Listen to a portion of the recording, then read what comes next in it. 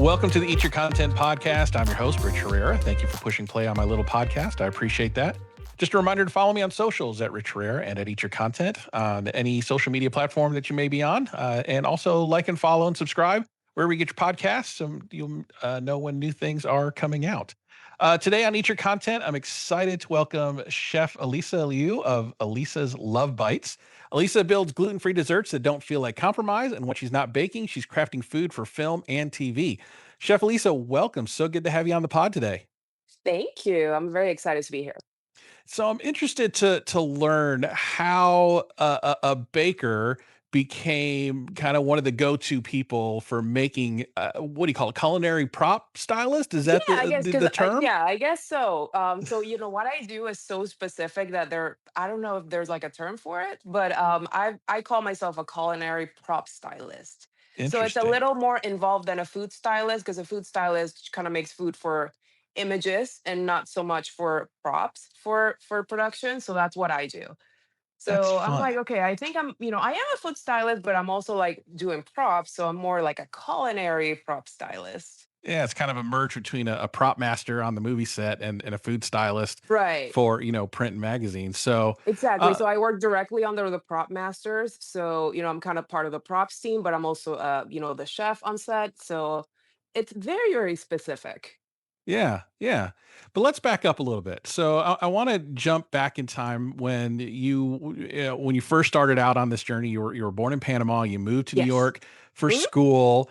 Yeah. Are there any particular food memories from growing up that kind of stuck with you that you kind of look back on and go, "Yeah, I think that's why I'm in the business that I'm in."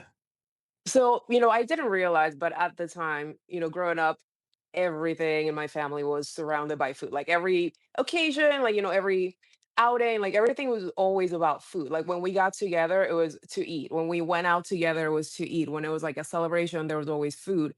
And my maternal grandparents, they had a farm. So I grew up visiting the farm all the time. So I know what goes into like raising cattle and like, growing crops and all these things that go into the food that we eat. So I always had an interest and a love for that part of the food side. But at the time, I had no idea I was gonna end up doing any of this. So it was like, okay, like, making food is really cool and I like doing it. So I do that when I want to do something fun. I never, never, ever thought I would be doing food full time. Yeah, and kind of going down that vein, when you did end up going to school, you actually studied theater and media Yes. before becoming a pastry chef. So you're talking about, yeah, I like cooking as a hobby. I don't think I want to do that for my job, but here we are, doing it Yeah, kind of so for I a thought I was job. like, But you "Oh, maybe, started in like, I theater and can go." media. Exactly, so I was like, "Oh," because like, that's the other thing, so when I was little, I was always, like, dancing and, like, playing music and, like, doing things and, like, going to dance class and, like, recitals and, like, shows and things, so I was always very artistic, so that's what I decided that I wanted to study because I knew I didn't wanna have, like, a job, like an office like a square office A job. nine to I'm like, "I five don't wanna do." cubicle. Yeah, no. I don't wanna do that. So I was always very artistic, and then the food was always something I loved, but I didn't think I wanted to do it for work because I felt like I would hate it if I had to do it all the time. So for me, it made more sense to go into the theater stuff, and then my mom was like, "Well, you can't just study theater because then what are you gonna do if acting doesn't work out? Like, you're gonna be a teacher?" No, because I hate teaching. I could never be a teacher. I was a TA in college, and I know I would hate teaching. So, no. So then she's like, "Well, you have to study something else, so you have something else to fall back on." And then my school, I went to Fordham University, so my school also had a very good media program, which goes into like things like editing and like writing, production, and like all that stuff. So I felt like that would be a good complement to my other major. So I major in those two things. So if you weren't doing what you're doing now, being a culinary prop stylist and a baker, what was the goal going into theater and media? What when you were in school, you're like, okay, when I get out of school, I want to do this. So initially, I was like, "Oh, I want to be an actor," because that's what I was doing. Like, I did a bunch of plays growing up and like shows, and like I was always writing things. So that's what I really wanted to do when I started college. I was like, "Okay, I'm gonna get really good at this. I'm gonna be a professional actor," and blah blah blah. And then I realized, like, the reality of it is you have to audition for things, and maybe you'll get like a little bit part here, like a little small non-paying part here, and like a little background role here before you ever get anything even close to like a living wage as an actor. And Yeah, so me being it's like me being in New York, it's like I'm like, New York is expensive. Like, I want to make a living. I want to do something I can actually like make money at. And then you encounter all these like the dark side of the entertainment industry. Like, there's a lot of creepy men, and you have to like play the game if you want to get the good roles. And I was like, yeah, I don't want to do any of that. So then, eventually that led to, it's not a straight line, but that led to me working in restaurants and then realizing, oh, hey, the food thing was always here and I really like doing this. So I think I'm going to stay here. I'm going to do this and forget about entertainment. Like, I don't want to do any of that stuff anymore. I want to be here where I can like make something and people can see my talent right away. And I can be taken a little more seriously than with that other stuff that I wanted to do initially. So that's how I ended up working as a chef, even though I thought I didn't want to. I loved it, so I ended up doing that. And then years and years down the road, entertainment found me anyway and grabbed me and and threw me back in. And now I do both at the same time. yeah, so it's kinda that cliche of being a working actor, working in the service industry on the side while Yeah. trying to hustle and get auditions and all that, and then you realize, "You know what? This love of food that kinda lay dormant in my life is has kinda been reignited." And then you ended up, becoming an entrepreneur and starting Elisa's Love Bite. So I wanna jump Yeah. into that for a little bit. How did that come about? So you're working in restaurants, you're an employee, and then you Yes. decide, you know what, I want to work for myself. I want to make cookies, and there's a particular market that I see a gap in. So where was the moment as you were kind of, working from paycheck to paycheck? You're like, I want to do this. I want to launch my own cookie company.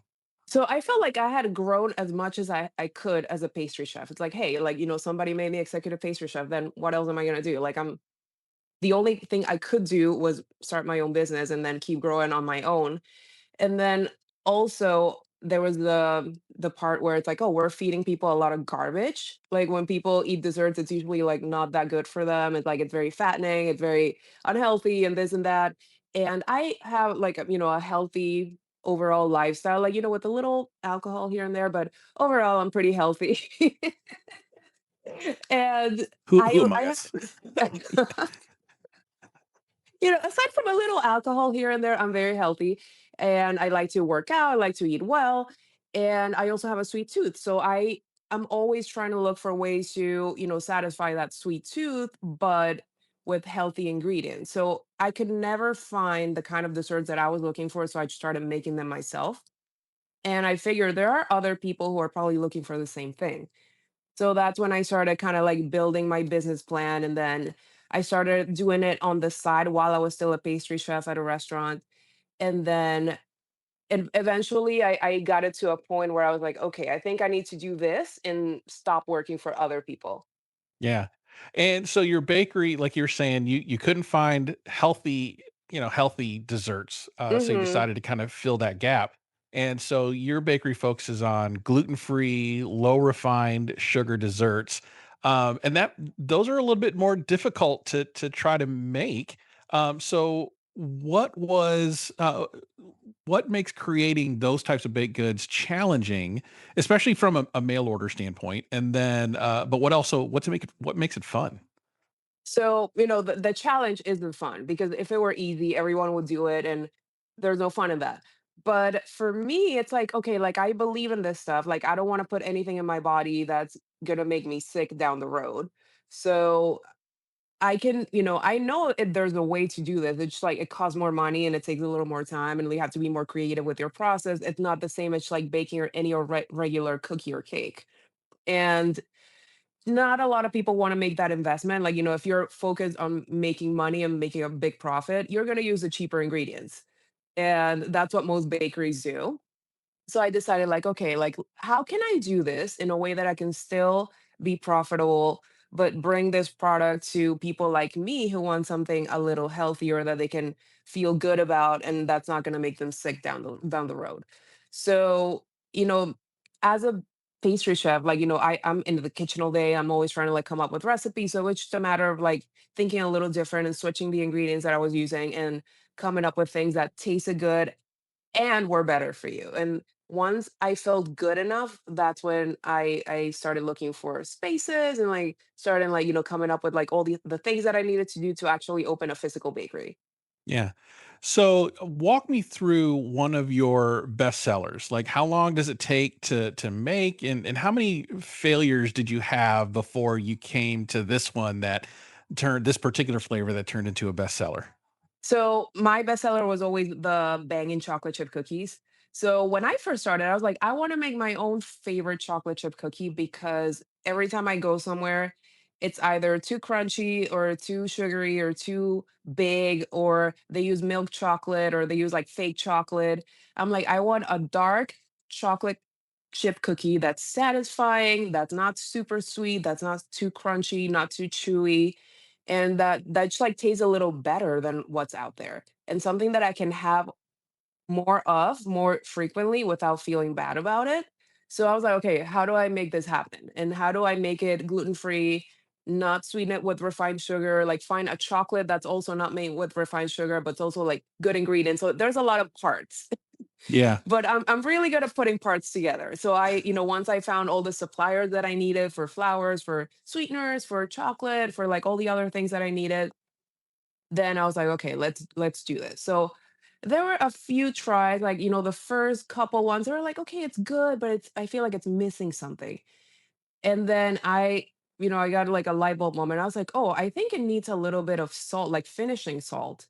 And then that's when I came with the idea of the salt flakes that they have on top, and that was it. I was like, "Okay, it needed just, like, the salt flakes to balance all the flavors and bring them in together and just give it that little, like, salt to, like, kinda counteract the sweetness of it and balance it so it's not super sweet, but you just taste pure chocolate and, like, buttery, nutty." And I'm like, "Okay, this is my cookie." That when I had that, that's when I knew I had it. Yeah. And you were so kind enough to send me a batch of the Yeah, I bangin' never show chocolate up chip. empty-handed, just so you know. That's why So people like me. I never ever show up empty-handed. yeah, you were so kind to send me these, and you sent me about a half dozen, Yeah. and I wanted to eat them all in one go, but I saved one for the podcast today. So while I'm unboxing this, because we're gonna try it live right now, tell me a little bit about when you launched this business and this particular cookie, and your philosophy behind making these kinds of desserts. Um, Tell me maybe your favorite review that you read, or maybe a customer that reached out to you specifically and said, "Man, you really made me love desserts again." Because maybe for a health reason they couldn't eat certain desserts, but because of your uh, healthy take on it and all the organic and healthy ingredients you use, they're able to enjoy desserts again. Is there a favorite customer review or email that comes to mind? And in the meantime, I'm going to unbox this. Okay. So yeah, while you eat. So I had actually quite a few people with celiac disease tell me it's like, "Oh my God, I can never go anywhere." Like if I go to a bakery, it's usually like, they have one option. It's usually like a flourless chocolate cake that everyone has. And it's very basic and like whatever. And, when people tell me it's like, this cookie is so good and it's gluten free and it's sugar free and it's this and that. And I can have it without like worrying about like getting sick. Like that, when people told me that, it's like, okay, that's why I'm doing this. It's not just for me. Like there are people out there who need this. So I'm going to keep doing it. Yeah, and I'm reading the back of the ingredient list, and everything says organic. Like that's the first Hmm. word that comes with every Right. ingredient. There's no long chemical names on here. No, It's that was it's very all important to me. yeah, it's all organic and words that I can not have to look up in a dictionary. And you also have, fair trade ingredients in here, which is very Yes. important. That means everybody fair trade. If you're not familiar, that means everybody in the supply chain gets paid a fair wage. Does that make your cookie a little bit more on the expensive side? Yes, but you know that the Yes. people making it behind the scenes are being treated fairly, and it's not some 6-year-old out in the field, getting harvesting Right. chocolate in some, third world country. So I got the cookie opened. And if you're listening to the audio version of this, I apologize because these are very delicious looking cookies. Look at that. You're talking about the salt flakes. They're right there Yeah. visible on the cookie. My first impression, these are very soft. I was Hmm. surprised. I thought they'd be like a crispier cookie, but they're very soft and kind of like a cake-like texture, which I love. I'm a big fan of softer cookies. Like I buy the soft baked cookies. I like crunchy cookies. I love all cookies. I'm not going to say no to a cookie, but I'm partial to soft bake. So I found these to be very pleasant. So I'm going to eat one right now, and I'm going to give you my immediate thoughts. So again, if you're listening to this, I apologize for the chewing sounds I'm about to make. Yeah, so, I wanted to make, like I said, my own favorite cookie, and I don't like crunchy cookies because I feel like it's not the same. Like it doesn't have like I don't know, like I want something soft and gooey and chocolatey. And, I wanted to make my own, especially when you buy something that's prepackaged, they're usually kind of like dry and crunchy. So it was very important to me before, we're able to do something that we can package and sell on store shelves that we can keep the recipe soft when people buy it, weeks and months later. It's still going to be soft and we're not using any crazy ingredients to make that happen. Right, right. Not a whole long list of like preservatives or anything. No, These are really good. And I'm not thank saying that you. because you're a guest on the podcast. I would tell you if it needed work, but these are good. The salt flakes on the top, just like you were saying, it's that missing piece that Yes. you didn't know you needed until you ate one. And I the way I ate the cookie, it was top down on my tongue first, where the salt is, because you see that. Let me show you. See, you can see the salt if you're watching this. You can see the salt flakes. So I put it salt flake down, and it just brought everything together, and salt just enhances the flavor of everything that it's in. So it just makes the chocolate taste more chocolatey. It doesn't taste like a salty Exactly. cookie. It's not a salty cookie. It's a cookie with finishing salt on it that just makes everything taste better. Right, because Um, like, salt kinda opens up your palate and, makes you, like, taste all the flavors, like, that much better. That's why we put salt in our food. yeah, And it doesn't matter if it's a savory or a sweet food, it's gonna have the same effect. Obviously, we're using very little, so we're not making it salty, right. but, it's gonna, make you, like, taste all those flavors, like, all the better. Yeah, And, yeah, that was, like, the finishing touch that I needed when I was first coming up with the recipe, and that when I had that, I knew that was it. great cookie, Thank great you. cookie. What other flavors do you sell? Well, so it's gonna be, you know, we haven't talked about this, but we're launching nationwide very, very soon. So we're gonna Oh, have these in stores all over the country. So we're gonna launch with one cookie, and later down the line, we're gonna add more items as we go. But because okay. this is such a popular cookie, we wanted to launch with this one only. And, if people haven't heard about us before, like I want them to get to know us with this cookie. That's my best first impression that I can give you is this cookie. So Yeah, that's what I want to do. And then, once we're in the market, then we'll start thinking about adding more things down the line. understood, understood. Yeah, it's a great cookie. And we'll talk more about where people can get them, but I wanna make a shift now, Yes. because we talked about the food, and I'm also a lot about pop culture on my podcast, Hmm. and the reason why I have you on because not just because of the great cookie, but you have an interesting, I don't know, side gig, if you wanna call it, I guess uh, so. Yeah. a little bit. You are a culinary food stylist, for Hollywood movies and TV shows. How did that happen? So we talked about your left turn from theater and media to bakery, and then you kind of make this full circle moment of being a pastry chef back into kind of the other love of your life, movies and TV. How did that come? How did that happen? That's interesting. I know, like, it's kinda crazy because, I decided at one point that I was not gonna do that, and then it grabbed me anyway, and I was like, "No, you're gonna do this. Even if you said no, you're gonna do this." So, I got a call from a show, and the show's not on the air anymore. The show was Madam Secretary, which used to be on CBS, and I think it's on Netflix now if anybody wants to watch it. So, it was season 3, and, the main actress, Téa Leoni, she needed some pastries for a scene, and Taya is gluten-free, she doesn't need any sugar, like any, unhealthy ingredients, which is exactly what my specialty is, so that's how they found me. And they were like, "Oh, we need some pastries for a scene, like, can you make this?" I was like, "Yeah, absolutely."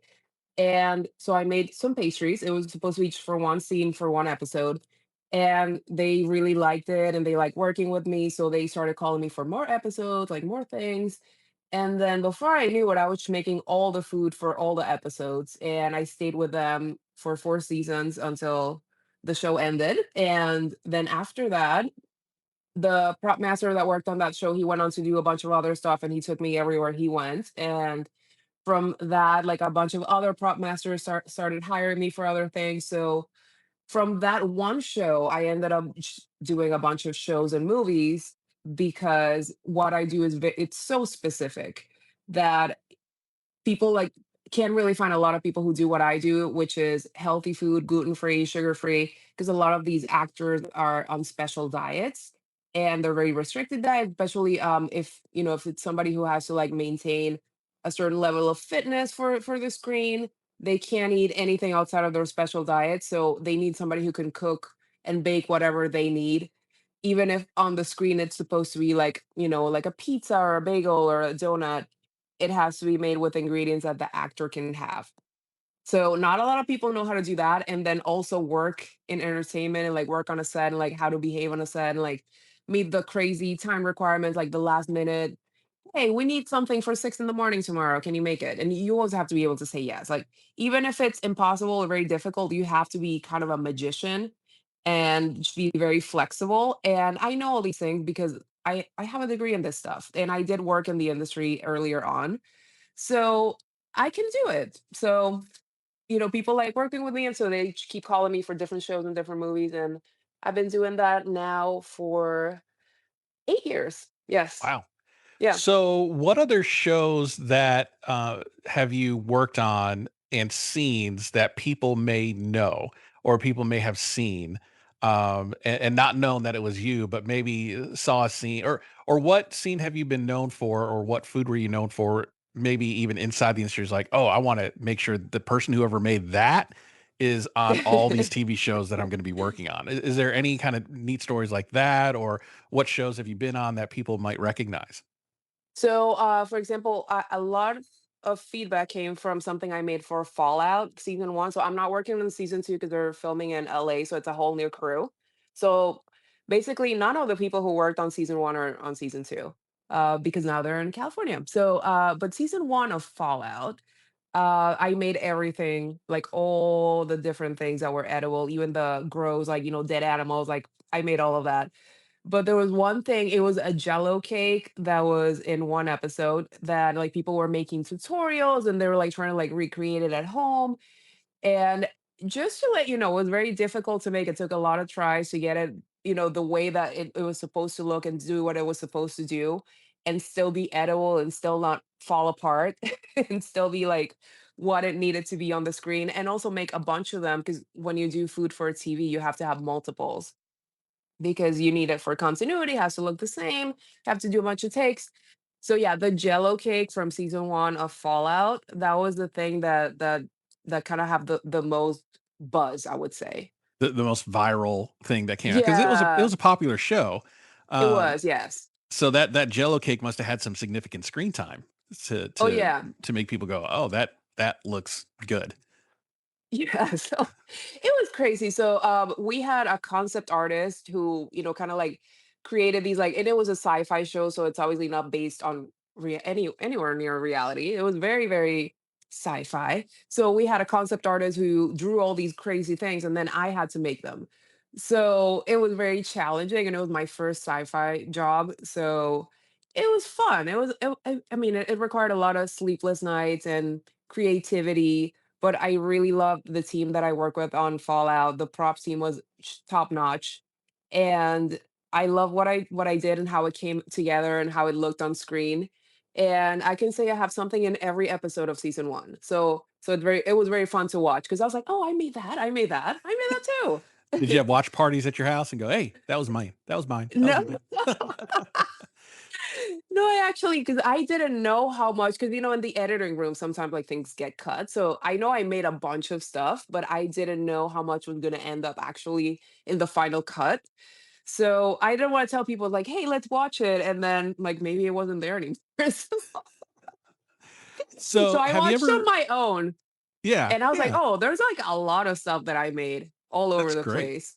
That's And there was great. one scene in, I think it was episode 1, there's a wedding, and I made a wedding cake, and the wedding got raided, spoiler alert. And somebody just like grabbed a piece of the cake and threw it on the ground. I was like, that is so rude. Like I spent hours making that cake. It's like I know it's in the script, but damn, man. Like I know, but it's still so rude because it was like all real. Cause like for some other shows I've made like styrofoam, like fake cakes.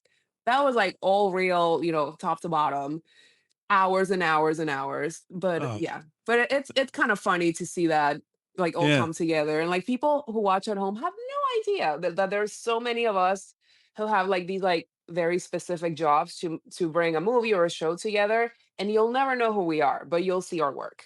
Yeah. Has there ever been something that you made on a TV show or a movie, and when they had to eat it on camera and the director yelled cut, did the actor like turn to you or something, go, "Damn, that was really good," and then like kind of wanted to know more? Well, yeah. So for Madam Secretary, so for one scene, they were baking sourdough in a scene. So I had to like make sourdough bread that was gluten free and like healthy and like all the requirements, the usual stuff that I do. And they liked it so much that they started like putting bread in like random scenes for no reason, just so they could have more of the bread. And then the two main actors, which like order bread from me like outside of the show all the time, so I had to like go to their apartments with like big bags of bread all the time. Oh, that's funny. So that's funny. Yeah. That's great though. I mean, because like you were saying, these actors, because you think of food stylists, and the main difference, I think, food styling for print versus what you do is food styling for print is, you can use non-edible ingredients in the Yeah. thing to make it look good, but for you still have to make it look good and edible and taste good with the right ingredients for the actor to be able to eat, all on camera all at the And it same also has time. to be safe because on shoots it's long days. So it's like it has to be sitting out there for hours and hours. So it also can be anything that's like perishable that's going to go bad if it's outside, not refrigerated, because people still have to eat it. And maybe it's a cake or like whatever it is, like it has to sit out there for a long time. So it has to be something that's safe to be at room temperature for a long time and not get, too damaged because it has to be, there. It has to work. So it's like something like ice cream that melts. Like that's kind of difficult. So you have to have like a lot of backup, like ready to go, switch it out, make sure it looks good on camera, make sure we have a bunch of them because there's gonna be a bunch of takes. So there's a lot of logistics that go into it besides like making food. Yeah, and I'm sure you picked up a lot of clients along the way, Yes. of having to make that because they've had to eat your food on set, and they're like, "You know what? I need this in my diet on a daily I basis." know, So yeah, yeah, yeah, definitely. So I'm not gonna name names because, like, I sure, like my clients and I keep them private. But of yeah, I do course. have some actors that have ordered stuff from me after, the show ends because they just want to keep eating what I make. And for me, like that's the biggest compliment. That's awesome. That's awesome. Yeah.